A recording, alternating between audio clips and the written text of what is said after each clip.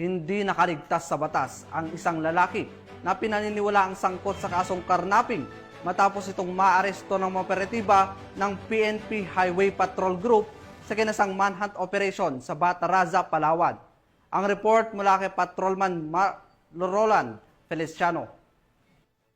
Ang isang lalaking suspect sa kasong karnaping sa ikinasang manhunt operation ng mga tauhan ng HPG Mimaropa sa pamumuno ng kanilang regional chief na si Police Colonel Christian B. De La Cruz at sa pangunguna ni Police Major Randy Esibal sa Purok Manggahan, Barangay Rio Tuba, Bataraza, Palawan nitong nakarang araw. Ang nasabing operasyon ay buwat sa isang impormasyong galing sa Barangay Information Network o BINA na ang nasabing suspect ay namataan sa lugar kung saan ito nahuli. Ito nga ang pahayag ni Police Major Randy Esibal sa nasabing operasyon. Nakatanggap po tayo ng impormasyon sa tulong ng ating BIN sa ating komunidad. Yung isang suspitsado na may warrant of arrest, agad-agad nagtungo sa location ng ating subject. Nandoon yung suspect, so nagkasa kami ng operasyon na-apprehend ng maayos yung suspect natin. Dinala natin sa police station upang sa ganoon magkaroon ng booking.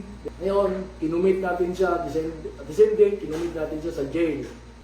Isang paalala po sa Provincial Highway Patrol Team Palawan na kami ay patuloy sa aming serbisyong sinumpaan. Patuloy namin hanapin ang mga kriminal nang sa ganon kami ay lubos na makakatulong sa mga biktima. Sa bisa ng warrant of arrest na nilagdaan ni Honorable Chito Rada Mendoza, presiding judge ng RTC Branch 165 sa Brooks Point, Palawan na walang nirekomendang piyansa. Binasahan nga ang sospek ng kanyang karapatan sa salitang kanyang nauunawaan at ngayon ay nasa kustudiya ng HPG Palawan habang inaantay ang pagharap nito sa korte. Patunay lamang ito na hindi tumitigil ang pambansang pulisya na huliin ang mga taong may pananagutan sa batas at mapanatili ang kapayapaan at kaligtasan ng ating mga kababayan. Kami ang Highway Patrol Group, ang kakampi nyo sa kalsada na patuloy na magbibigay ng serbisyong HPG dahil dito sa ating bagong Pilipinas, ang gusto ng pulis, ligtas ka.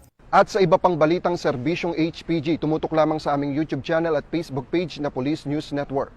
Mula sa tanggapan ng kakampi nyo sa kalsada, ako po si Patrolman Roland Feliciano para sa Police News Network, alagad ng batas, tagataguyod ng balitang pulis.